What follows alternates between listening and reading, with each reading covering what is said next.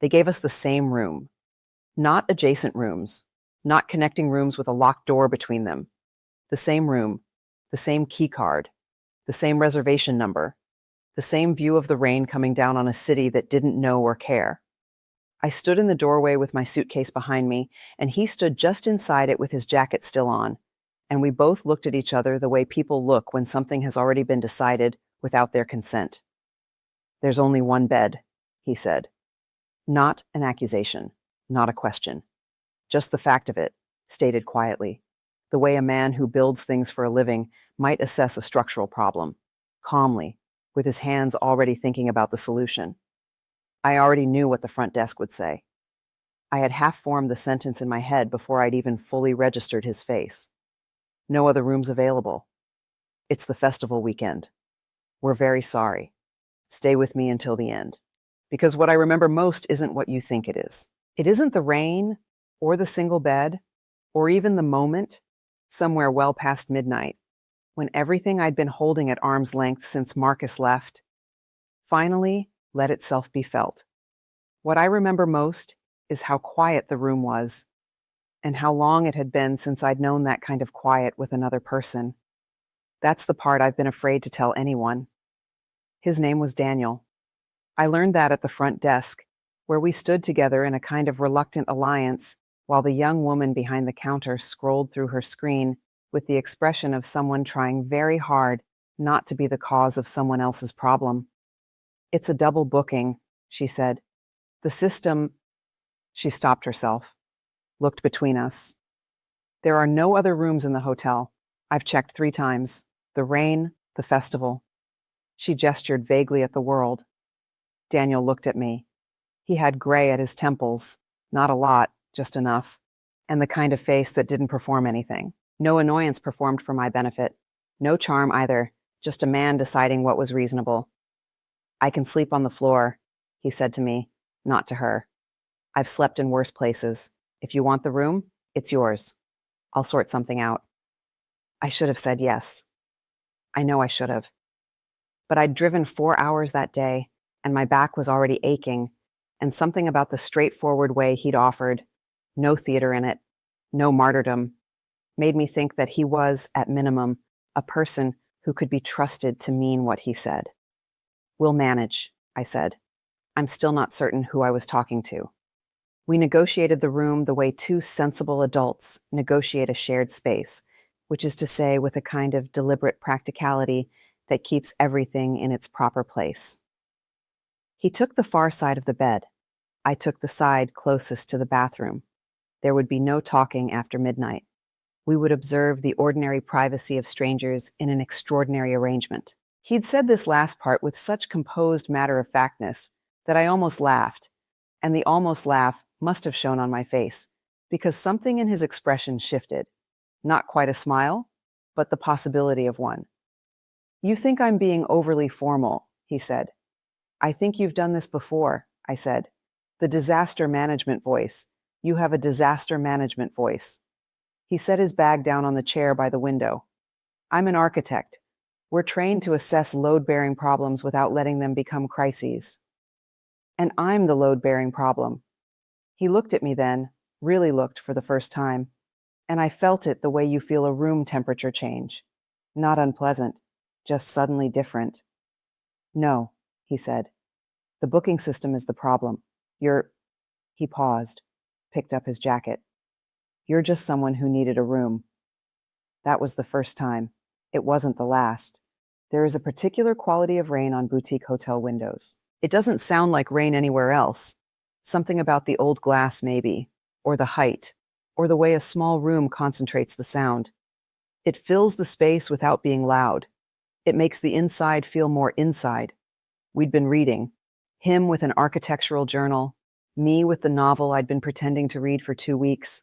When he stood and said quietly, "Tea? There's a kettle." There was.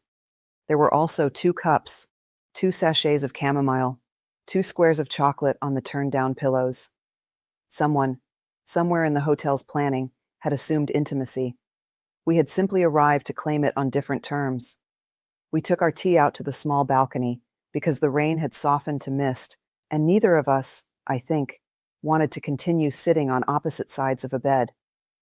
The city below us looked lit from within, all amber and gray, streaks of light on wet pavement. He told me about the building he was here to consult on. A conversion, an old textile factory being turned into residential apartments. He talked about it the way people talk about things they genuinely love without needing to perform the love. The bones of the building, he said. The bones were still good. I asked him what that meant, exactly. What it meant for bones to be good. He thought about it. He was a man who actually thought before he answered, which I'd already noticed and filed away without meaning to. It means the essential structure is sound, he said. Everything else can be rebuilt, the walls, the surfaces. But if the bones hold, the building holds. He was looking at the city when he said it. I was looking at him. I didn't know then what I know now, that the evening had barely begun, that the tea would grow cold, that we would stay on that balcony long past the point of reasonable politeness, and neither of us would suggest going back inside. At some point, I told him about Marcus. I hadn't planned to. It came out sideways, the way things do when you're cold and a little tired, and the normal defenses have grown comfortable rather than vigilant. You're traveling alone, he said. Not a question. I'm relearning how, I said. And then, because that required explanation, I was married for 11 years, and then last spring, I wasn't. He was quiet for a moment, not the silence of discomfort, the silence of someone who understood that the right response wasn't immediately a response. Does it feel different yet? He asked. Than last spring. It feels... I looked for the word, found the wrong one, found the right one. It feels like a house after the furniture is moved out. You can see the shape of everything that was there, all the marks on the walls. He nodded once, slowly, like a man who recognized a floor plan.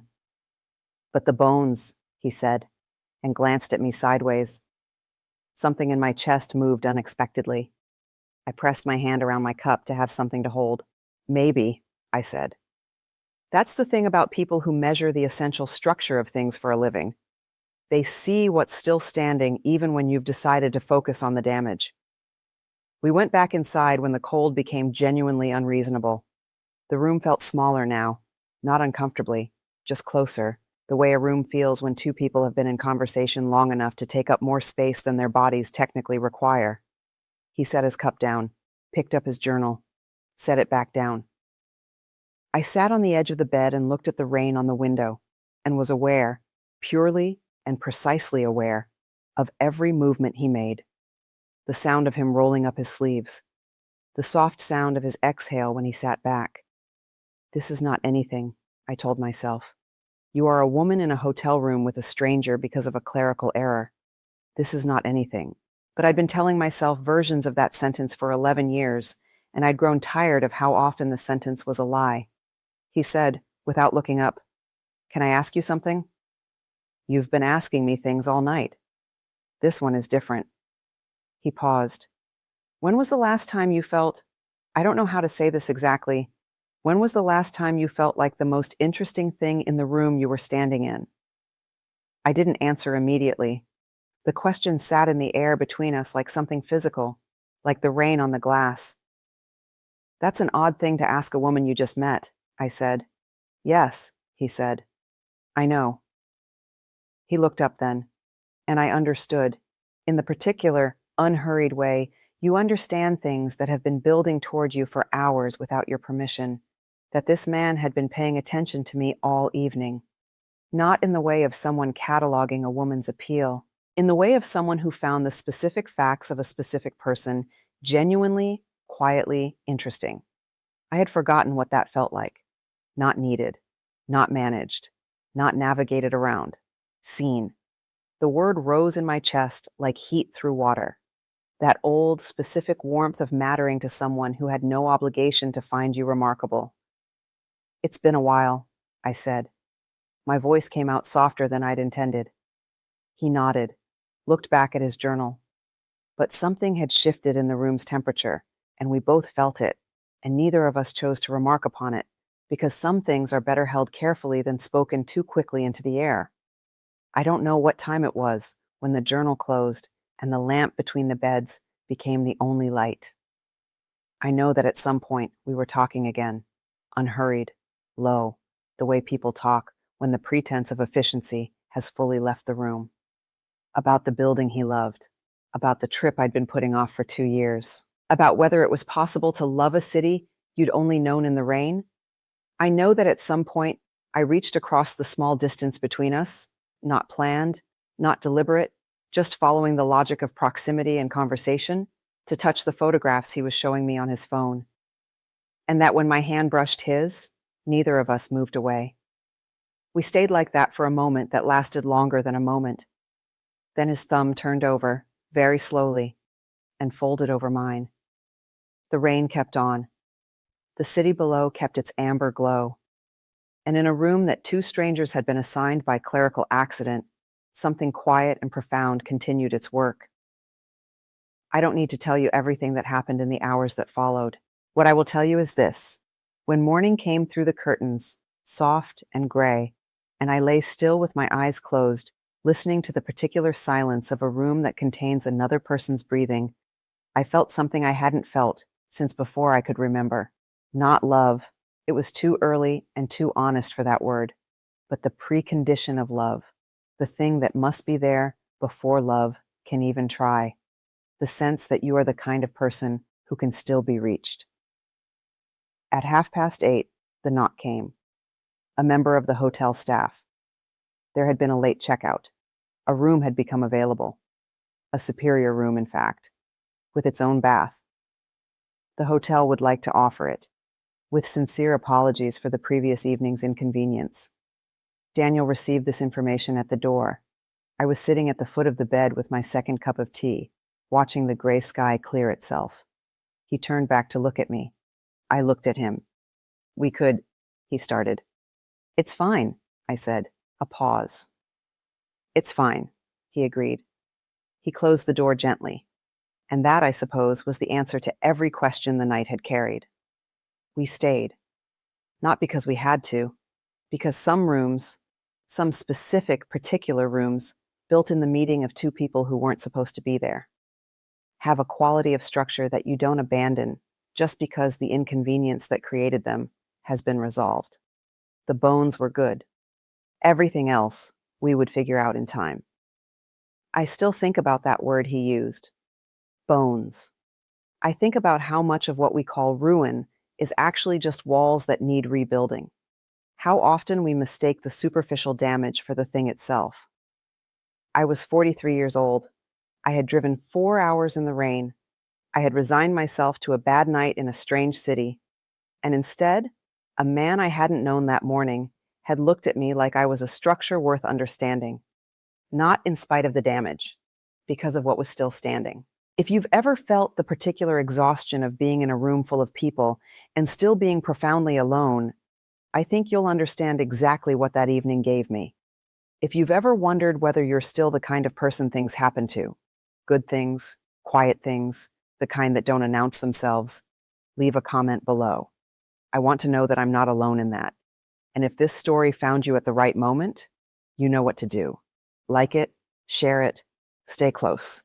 I'll be here with more stories from the rooms life puts us in when it's trying to tell us something.